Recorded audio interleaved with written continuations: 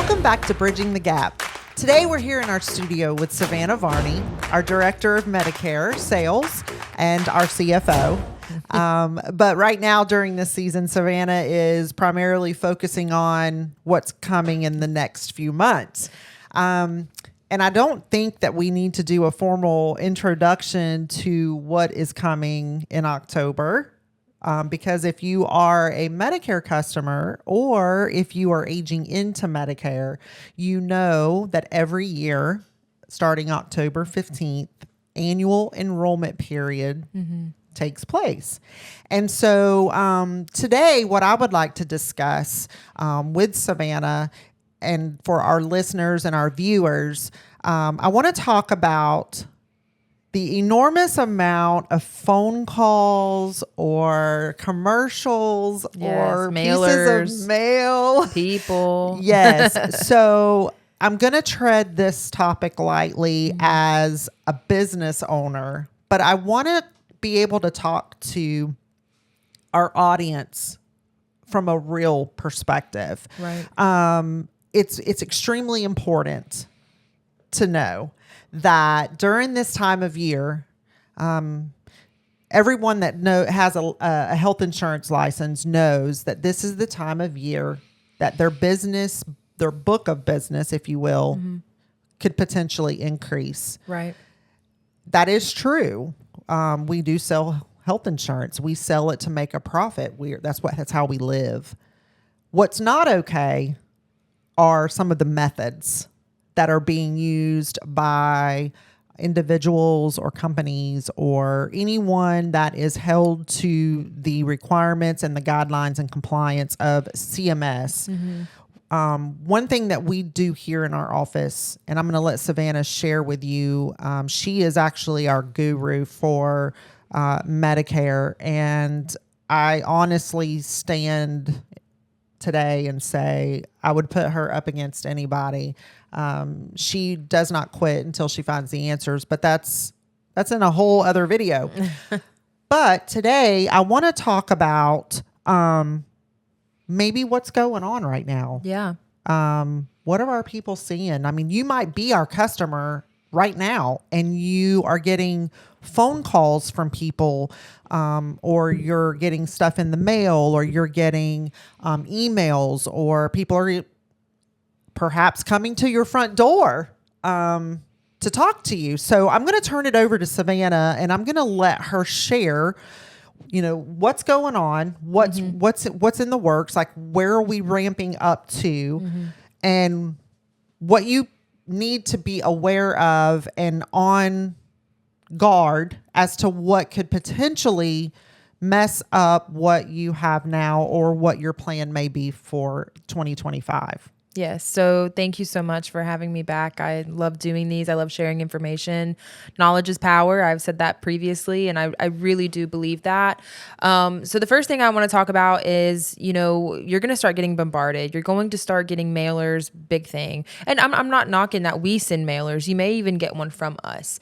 Because again, some people don't know that you're here, and that's fine. That's normal. But a lot of my clients, they'll come in and they'll start laughing and say, oh my God, I got, 5 letters in the mail today about Medicare, and I just wanted to call you. So I appreciate that, and I appreciate those who are loyal to us as an agency and to me as your agent here, your local agent in Nassau County.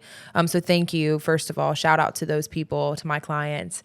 But with all of that being said, I actually received a phone call today, literally today, that people are already gearing up for the open enrollment period, which we can't really talk about in too depth legally. And that's what's so funny to me, is because we're not even really supposed to be talking about like specifics yet, because it's not time.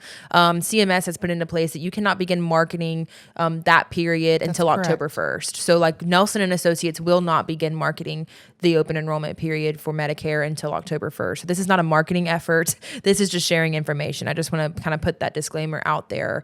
But my client received a phone call today from some random random person that was asking her some questions, asked if she was interested in finding out, that her plan added extra meal benefits. Well, when I hear that, my initial thought process is, well, first of all, who's calling you? Because I'm your agent. And two, extra meal benefits. Like, were you in the hospital? Because like I know the plans, and I know that the plans, especially here locally, they're a little bit, it's a smaller variety because we live in a small county. Okay. Now in Duval County, that's a completely different conversation. We're going to talk about Nassau today because that's where we live and that's where we operate. In Nassau County, there's not a lot of, Medicare Advantage plans that offer meal benefits unless you just got out of the hospital.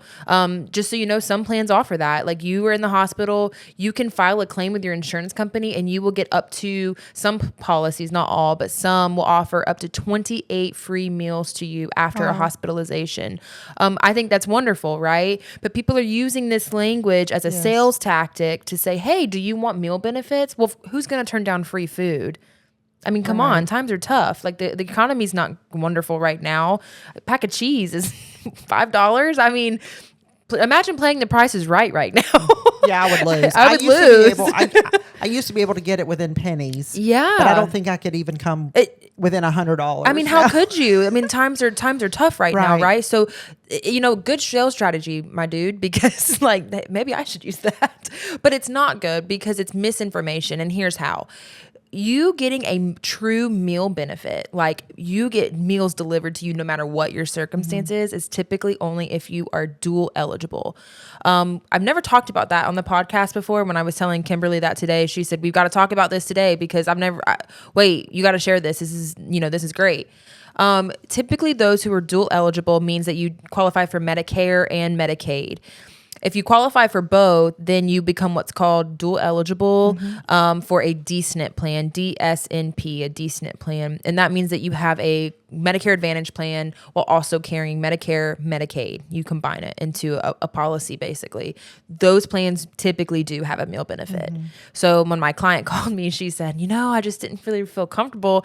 He started asking me for my social, and I was like, oh my gosh, no. Yeah. Like immediately no. And again, if you're my client, you can attest to this. I have never once asked a client for their social security number ever on a Medicare application. It's not needed. Right. It's not needed. Right. So that's a fun fact for those that, are asking on a traditional Medicare application for like a Medicare Advantage or Medicare Supplement, Medicare prescription drug plan, your social is not needed.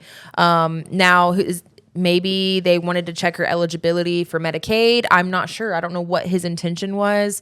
But I can tell you what we do in this office, and that's not it. Right. When she said, I'm not really comfortable giving you my social, he said, well, what's your Medicare number? And she was like, look, I have an agent, I'm okay. Thank you. And she hung up. She immediately called me and was like, hey, this guy just called me, what's going, is it true? Right. And bless her heart. I mean, that's only the fair question to ask. Like, hey, if it's true, I want to in on this. And I said, well, fun fact, there has been no 100% solid release to agents for 2025 yet. They're only giving agents sneak peeks. We can't even tell you hardly any information for next year, and legally we're not supposed to.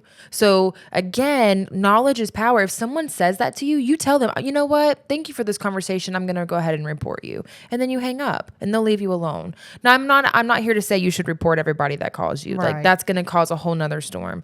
But these people are animals. I mean, they are out to, do whatever they can to grasp the vulnerable population. Correct. Now, my clients are amazing and they're smart and they're capable. All my clients are. Well, and the other thing too, I think that your clients would probably sit in this same chair and say to our audience, it's always or most of the time, it's best practice to have an agent that you communicate with consistently. Absolutely. I know that in the past, if all you have to do is go on CMS.gov and you can read a plethora of articles that are available as public knowledge around insurance fraud and new processes that CMS has put into place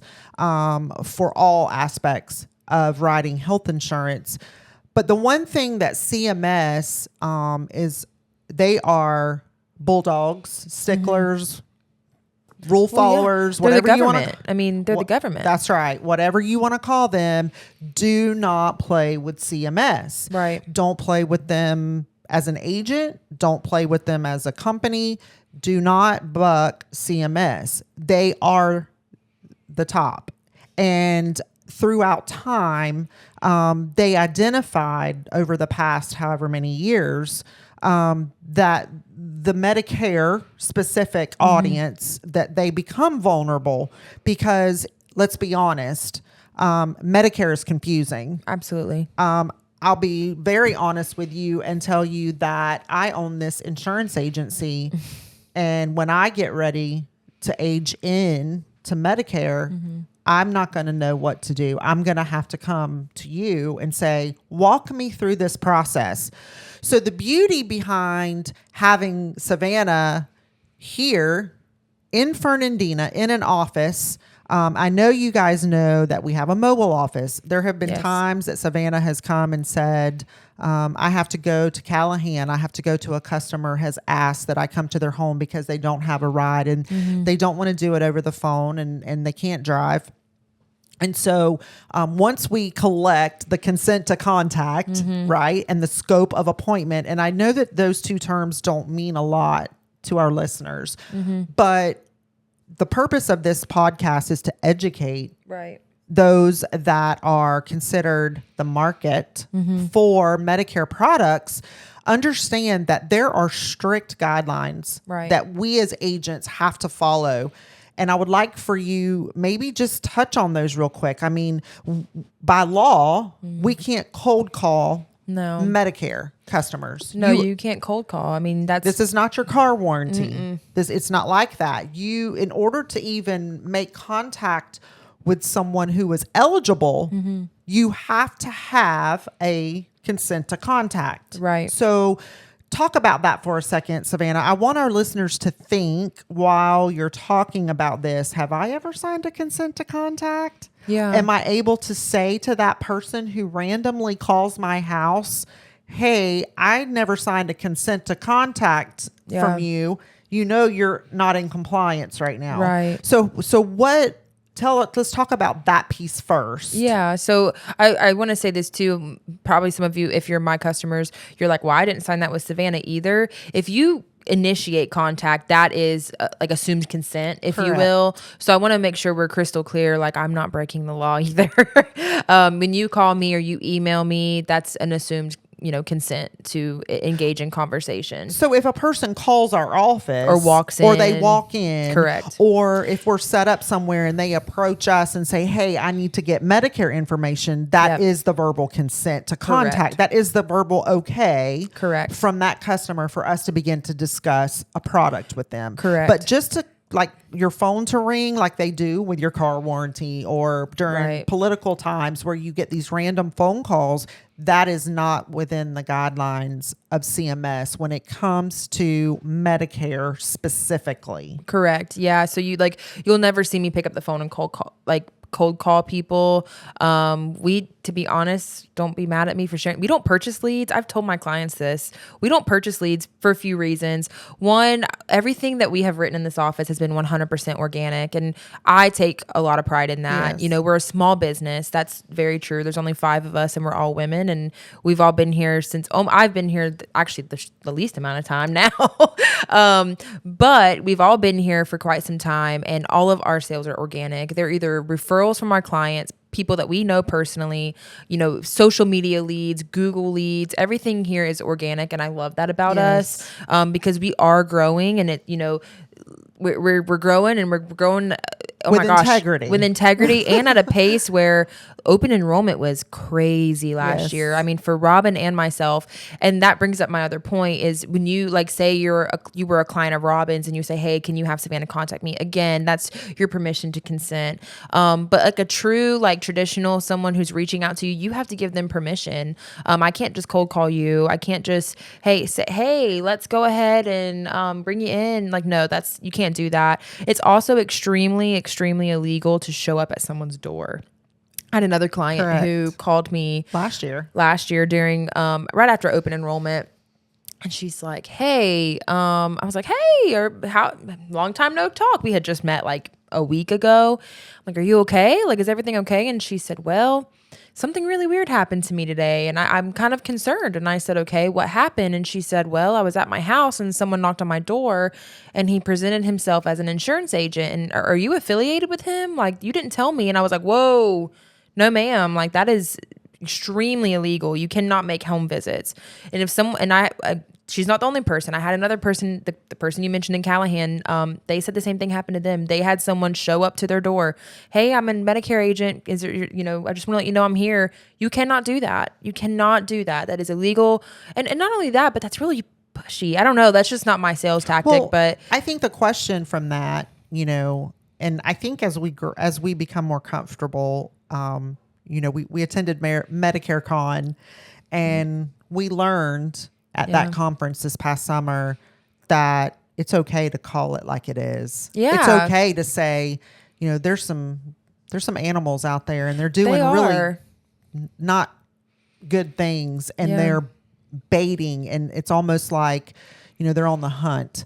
Yeah. And it really puts us in a situation where it just cost us more marketing dollars to prove that we are not that way. The guy at Medicare Con, he said this. He's like, there's always going to be bad eggs, right? There's always going to be a rotten egg. He's like, but what stinks, and he said, what sucks about it, and it's true, what sucks about it is that then it makes us have to like work harder, because now we, like you just said, we have to vet ourselves that we're not shady. Right. We're not here just to make a buck off of you. This is just kind of a random thing. Did you know that every single person has asked me in the last 6 months that I have seen, how do you guys get paid? I don't know if there's like information floating out there. I want to find it. And if you guys find something, send it to us, because apparently there's been a lot of conversation going on in the Medicare space about like, how do people get paid? Like, someone called me the other day and they're like, I know you get paid on commission. I'm like, well, that's okay. Sure.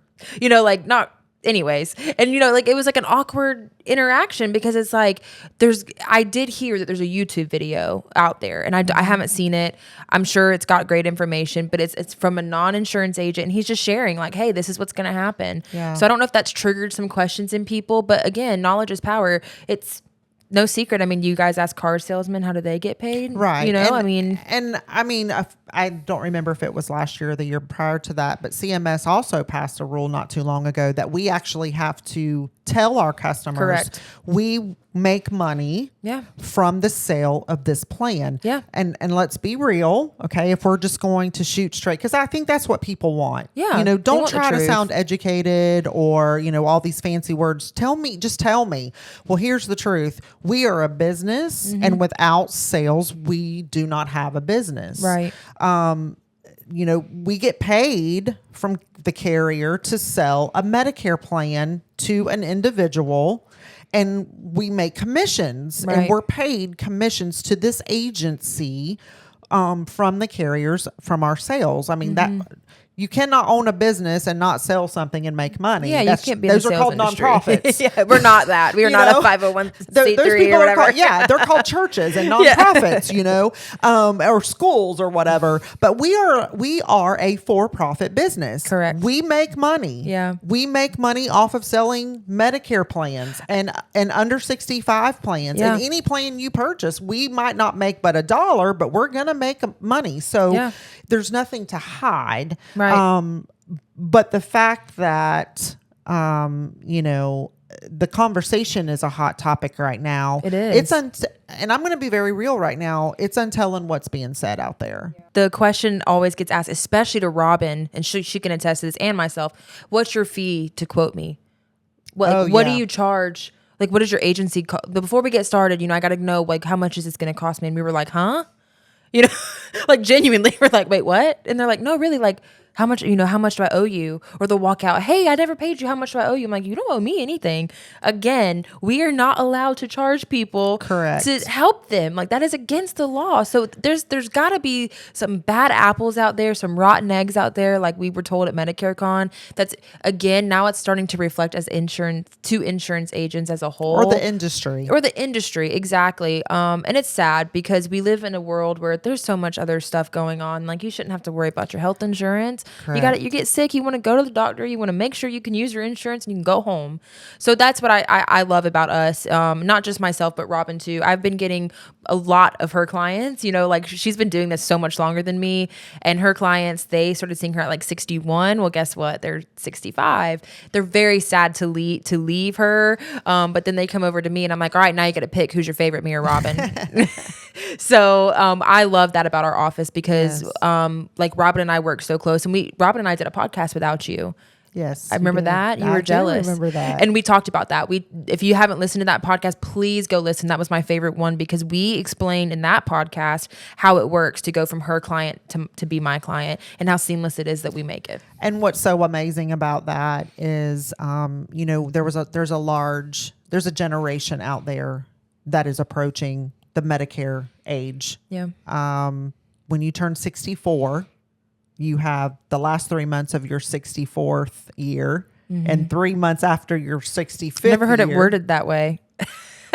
Right? That's so true though. Yeah. So it's 3 months before your birthday, the month of, and then 3 months after. But that is so true. Like the last 3 months of your that's kind of sad. It is sad. Like no wonder people call me and they're like, yeah, I'm turning 65. I'm like, well, happy birthday. They're like, thanks. But everybody knows that there's a transition. Yeah. And back when I was young and I started my very first job, the retirement age was 65. And then I remember it started being bumped down to 62. You could retire at 62 and take less, but if you waited, and now there is a workforce out there of employees that are 70 that are Correct. still working a 40-hour work week, making paychecks. One of my friends is an insurance agent. He's in his 80s and he's still working. And he loves it. No, that's exactly what I'm talking about. But so when they get ready to go on to Medicare and they're coming off of a group plan, or, in some of our cases with some of our customers, they came in and they were on a under 65 plan with Robin. Well, you don't have to pick up the phone and call a number and say, hey, I have an individual plan, but I'm going to be 65, so I need to get a new plan. No, what you do is you come into the office and you tell Robin, hey, I need to start thinking about what I'm going to do when I turn 65. And Robin says, okay. And she gets you and walks you next to the office right across from hers and says, meet Savannah. Right. She's going to take it from here. Absolutely. And, I love that. That is part of the business model that we have here at Nelson and Associates Insurance, is that we service all ages. Yeah. We have newborns that are added, and we have those that are here until the end. It's true. Unfortunately, that's usually my job. I've had 3 clients pass away so far. And you know what? Like, it's an honor to be able to help them at their end of their life because they have usually they have a lot of medical expenses, especially towards the end. And so while it's difficult, I know that like the spouses or the kids are very grateful to have our services because now that I've had a few, like I even can say, okay, hey, here's the process. I can go and tell you what I'm going to need, which I don't want to really get into that, but just know that we are prepared for that situation, especially myself as well, just because it's part of being in the Medicare space. But I just wanted to share today, like, be cautious, advocate for yourself. We just had our commercial launch today, so go watch it. But in one of the segments that I had done, I don't even know if it made it in the commercial yet, but I had filmed and I said to advocate for yourself. And I mean that, like, that is the biggest one of the biggest pieces of advice I could give anybody. They taught us that when we were in school, like in getting our master's degree, they said to always tell the kids, the students, the athletes to advocate for themselves, because at the end of the day, but you. Yeah, I mean, you may not tell anybody. You may be afraid. You may be scared. Like my client today, she could have been afraid to call me. She could have been like, well, who did Savannah send? And thank God she called me. And thank God she asked the questions. And we got her scheduled, and we're going to come in and review her options when it's time, the correct time. That's the key. So I just wanted to say thank you and shout out to my people. I am so grateful for all of you, and you will be hearing from me very soon. Because it is coming. It is coming, and it's coming quickly, and I'm bracing for impact. Yes. Thank you for joining us in the studio, Savannah, and thank you to our listeners and our viewers for joining us. Please share this podcast session with a friend, a neighbor, or someone you know, or someone you love, and maybe someone you don't even like. Share it with them. It's very good. It's very good substance. And so I'm very thankful that we're able to bring this type of knowledge to our community. Tune in next time on Bridging the Gap as we continue to find topics that will be valuable to you and keeping you healthy.